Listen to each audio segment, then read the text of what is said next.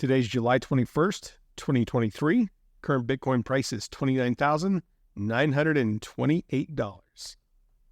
Welcome to the BitBite podcast, your source for news and information about Bitcoin and the cryptocurrency space. This podcast is meant for educational and entertainment purposes only and is not financial advice.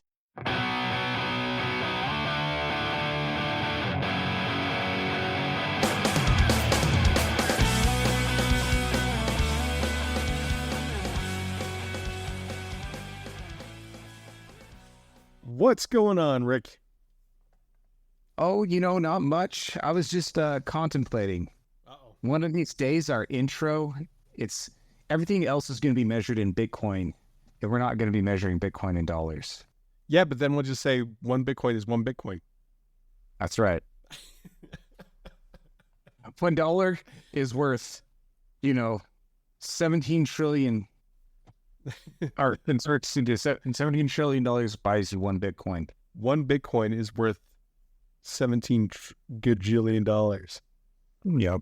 That's after the Fed basically screws the pooch and hyperinflates everything into nothingness.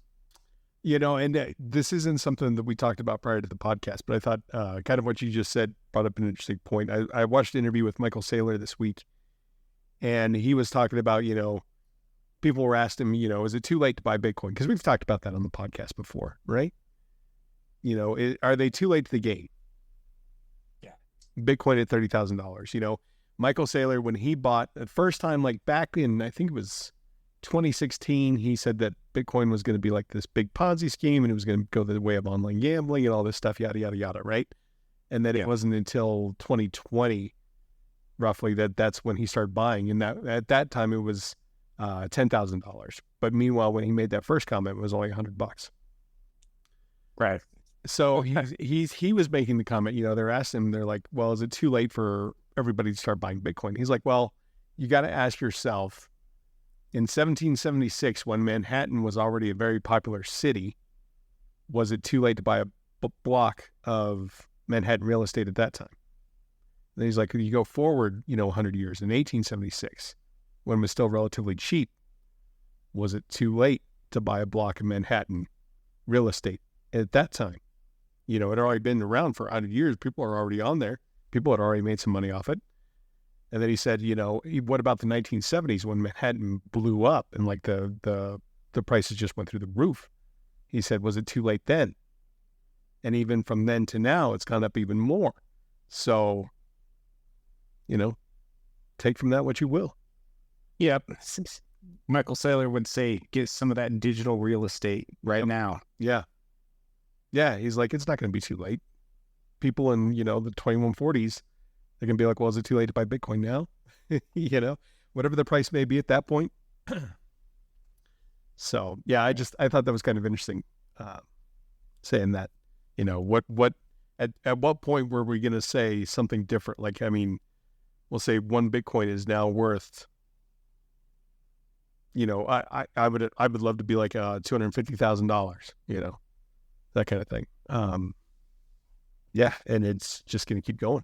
But anyways, so the first article that I brought up for us today was something we touched on, probably like 3 or 4 months ago. But the Fed now has finally launched their, I don't know if it's a currency, but it's their instant payment system. Well, let's not make any bones about this. This is the precursor to a central bank digital currency. Yes. Yeah. It literally is from the central bank, and it is a digital currency. So, yeah. Basically, this allows instant payments amongst banks, right? So J.P. Morgan, Wells Fargo, and 33 other banks are on board. Of course, they made a point to say the Fed now services neither a form of currency nor a step towards eliminating any form of payment, including cash. Of course. That's what they're going to say right now. Yeah, well, and right now, right? Like right now they're doing it on the back end. So they've got to get that in place first and then go from there, I'm sure. The Federal Reserve is committed to working with more than 9,000 banks and credit unions across the country to support the widespread availability of this service for their customers over time. What are your thoughts? Yeah. Yeah, I don't want to be their customer. Yeah.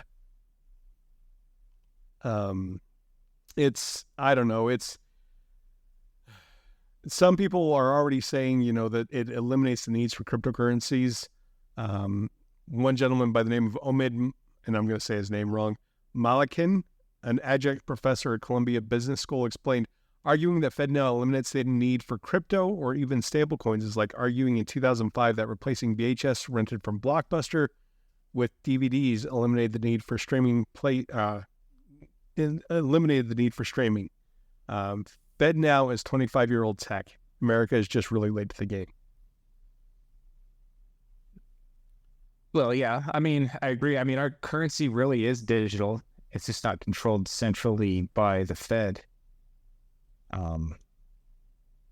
Yeah.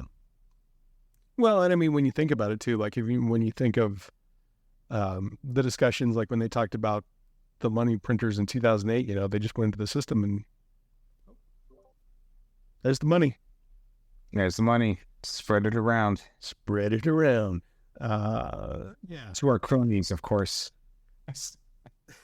So, that's the scary piece right now. We've just got to kind of keep an eye on that. And I really do hope people pay attention and want to stay free from that kind of a yoke of slavery, in my opinion. Anyway. We might be hoping a little bit too much for the average person. Yeah. I'm not saying for sure. I'm just saying maybe.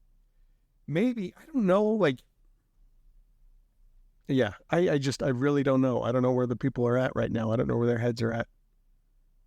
I don't know if all the uproar that we see within social media is as legitimate as it seems, or if that's just part of marketing anymore. Well, the people who are engaged in social media are pretty weird. I don't think they represent the average everyday person. Yeah. No, that's true. And then, one big thing, right? Like when we look at the Bitcoin price and we're at $29,951, meanwhile, we just had this huge decision from the courts against SEC and Ripple. Why is the price kind of dawdling at this level? And there's an article here on CoinDesk basically saying this is kind of normal right now because we're waiting for the Fed's interest rate decision coming next week. Yeah, yeah and no. I don't know. Like even the previous Fed decisions on the rate, the interest hikes or whatever they're going to do, it affects Bitcoin for like a day or two and then everyone forgets them. Yeah. Yeah, so they want to make money again, right? Yeah, I think the same thing is going through with the SEC.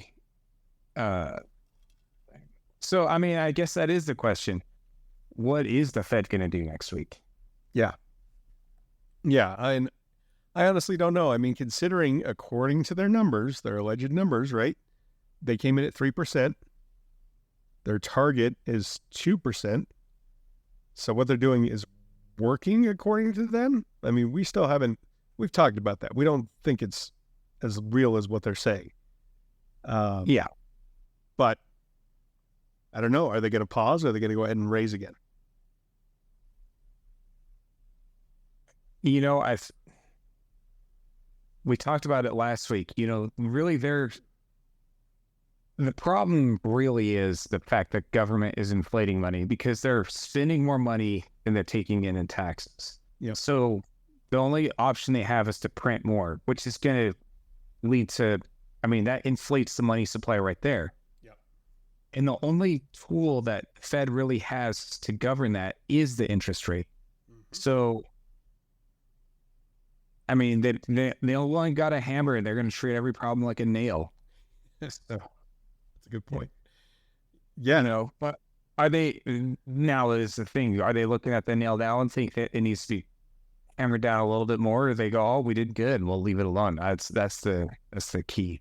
Yeah, and it's funny because we hadn't talked about soft landings in a while. I think it's been over a year since we last kind of mentioned soft landings on the podcast. And like I was watching Bloomberg like all this week in the mornings. I was watching Bloomberg, and everybody was like, "Oh, soft landing. Soft landing's a story again. Soft landing's happening." Like the way that the tone has changed based off that last CPI data, and I still don't buy it. Yeah, I don't buy it either. But, let them talk that talk. I think they're really just raising interest rates to have a place to go to cut when things fall apart. Oh, it's my personal opinion. That's not a bad outlook. I mean, they may be in a way just stress testing it, right? Like, okay, we got this going on. Like, it hasn't completely crumbled in our hands yet. Let's go a little bit higher, and then wherever something happens, we can cut, and that'll inject money big time.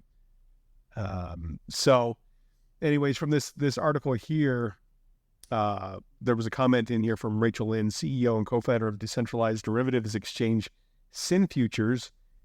She was stating Bitcoin options data reveal high open interest in 31,000 and 32,000 call options, denoting strong resistance at these levels. Lynn said the past day has been more favorable with call options trading nearly 3 times the volume of put options. Fundamentally, the outlook remains bullish as money continues to flow into the crypto ecosystem.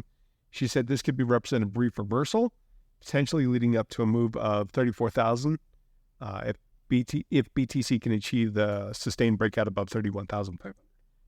So, I mean, and that's one of the big things that all the market analysts are saying for Bitcoin right now is that we get above that 31.5, it's kind of an open road up above that, but that's kind of the major resistance level. Because if you remember previously, before we went into this doldrum during this bear market, $31,500 was like a hard level for us to drop below.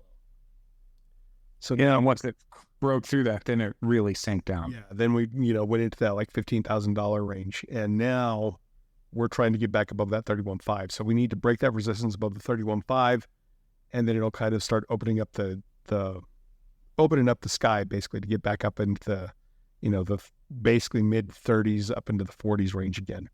So something to keep in mind as we move forward. I mean, there's a lot of it's always so weird right now because the market has changed. The sentiment has changed the market so much, especially now that the BlackRock ETF was accepted by the SEC. It's officially under review. What does that look like for the future of Bitcoin? What does that look like, especially for the halving? Because I don't know. I know we've kind of talked about this a little bit on the podcast, but the Fed can, or the SEC can actually delay that by up to 290 days, which puts us right around the halving mark. So, is that going to be right there at decision time? Like, what does that do?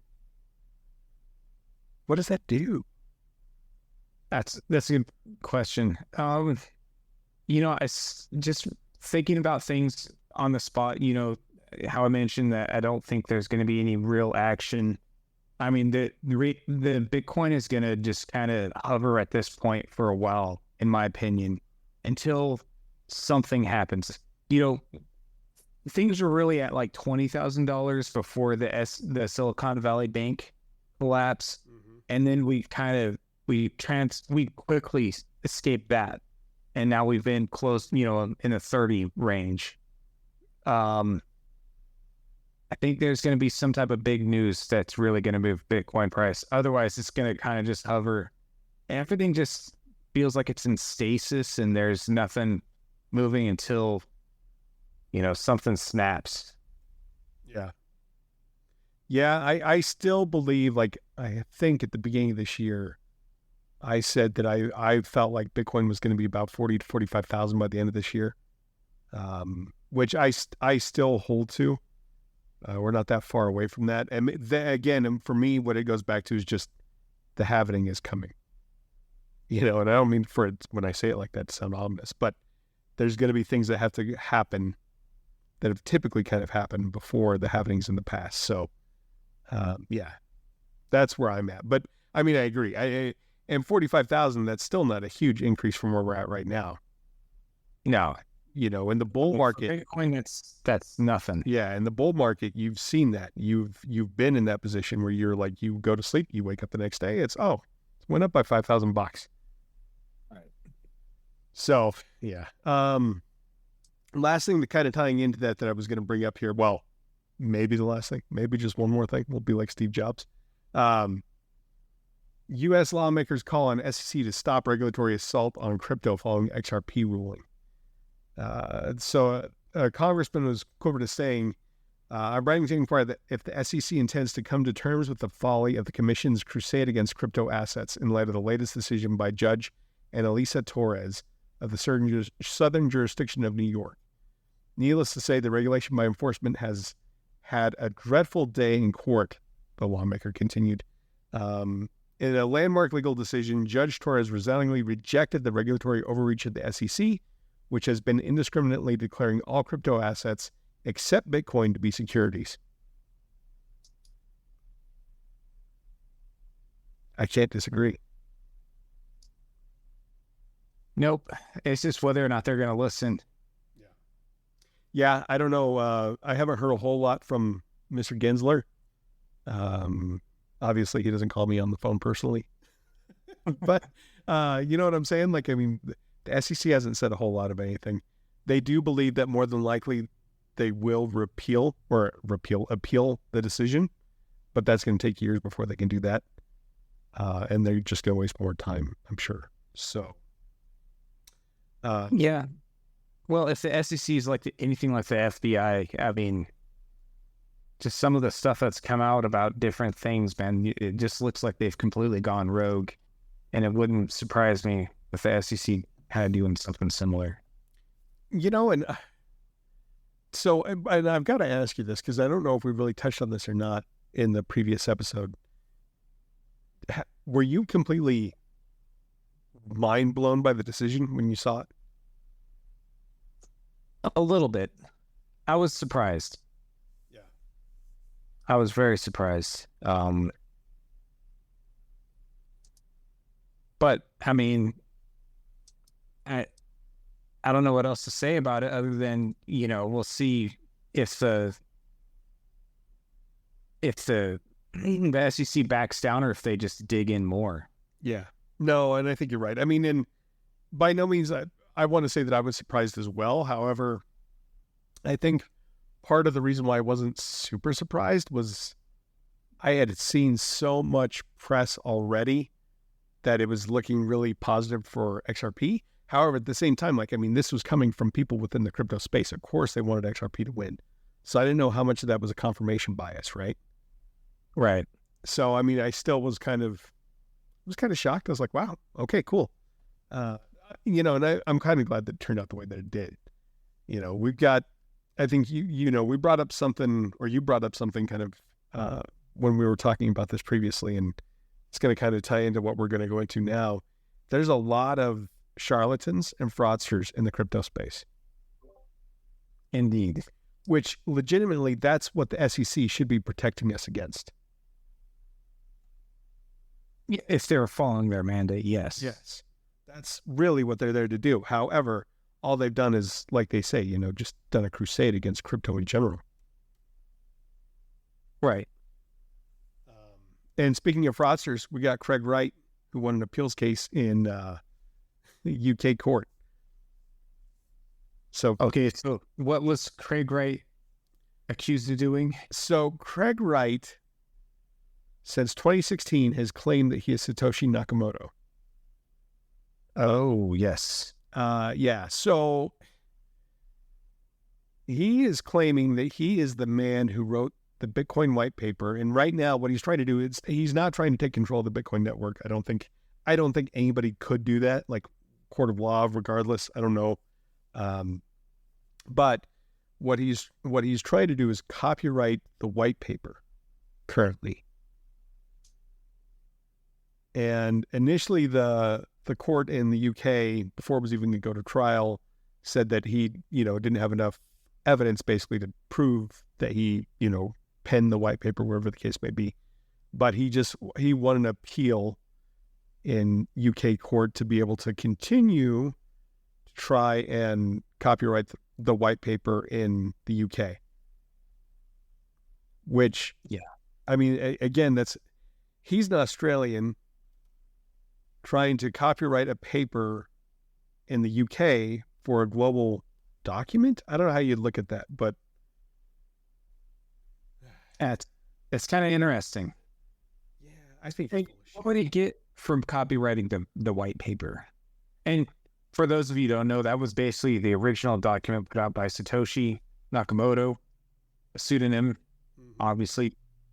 But it was just put out for, describing what Bitcoin was going to be, why we need it, yada, yada. It's kind of the genesis of this whole crypto craze. Yeah. Basically, it had the how the proof of work was going to actually execute, and what kind of the thesis was, and how the network systems were going to work together. And yeah, I don't know, other than people that have had the white paper up on their websites and stuff like that, he could do like a cease and desist, or they have to pay him money, I would imagine. To host it on their own website. Yeah. Interesting. I don't know for sure, but I mean, that's about the only thing I could think of that he could actually accomplish with that. Or does that give him intellectual claim to the Bitcoin network as a whole? Well, that's the beauty of Bitcoin. It's totally decentralized. Good luck trying to get that back. And that's the thing. Like, what are you going to do? Like, you're going to get a court mandate that says that everybody that sells any Bitcoin owes you like 10 Satoshis or something? Like, how does that work?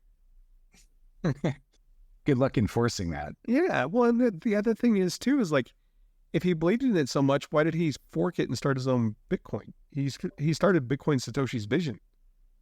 Is that what he did? Yeah. Yeah. Well, that's the other thing. If he was the real Satoshi Nakamoto, wouldn't he have like access to some of the biggest Bitcoin wallets there is? Yeah. I believe Satoshi has over 1 million Bitcoin in one of his wallets.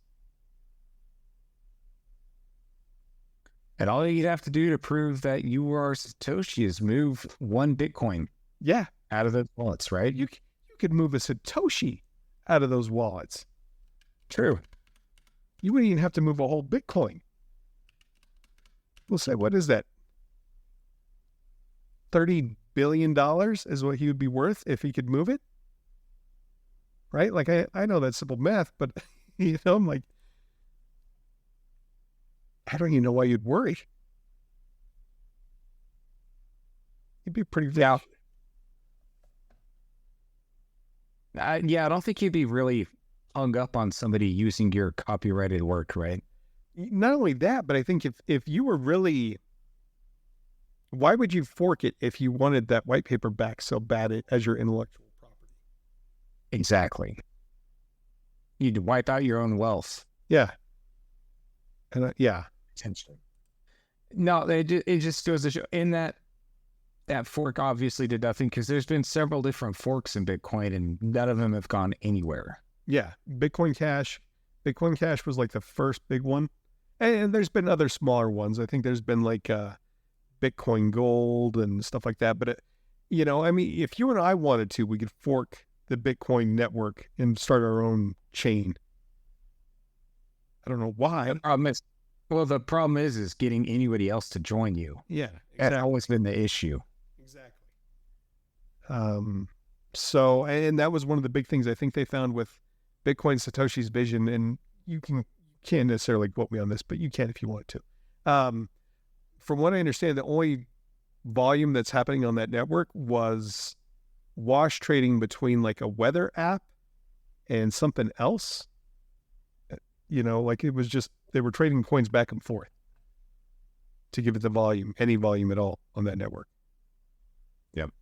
Well, this goes back to the earlier point we were alluding to, is the fact that there's a lot of charlatans in this space. Mm-hmm. And most of the coins are crap. Not just most, but like the overwhelming majority of them. How many coins are there, really? There's over 5,000 something, yeah. It's ridiculous. So, I mean, maybe 5 of them are good. So like 1/10 of 1%. Yes. Halfway, I mean, just rough math. No, I think you're pretty close, pretty dead on with that number. There may be 10 that you can eke out, or maybe semi-decent, but the majority of them are just garbage. And that's really what the SEC should have been going after. That's right. But I don't know. So before we close out for today, Fed, do you think they're going to raise or pause? I think they're going to raise. That's ballsy. I think it's going to be a very paltry raise, but, maybe they want to really put on the info of hats here. Maybe they're setting up the Fed coin by crushing all the small banks by raising interest rates a lot. So you think we'll see another 25 basis points again, or do you think it'll be smaller? I think 25 sounds reasonable. Maybe even 50, but 25. Okay. I'm going to just go one step below you, just because I think they're going to try and pat themselves on the back a little bit too soon. But I think they're going to raise it by 15 basis points. We're going to do a raise, but it's going to be minor, just to make sure it sticks. Yep, they're going to be sniffing their farts if they do that one. All right, man. Ed, did you have anything else you wanted to bring up today? I think I'm going to end it on the fart sniffing. Yeah, I think that was a good place to end. So keep an eye out. Newsletter, signups, they're coming. And then possibly some merch here pretty soon as well. So Merch. thank y'all for listening. Bye.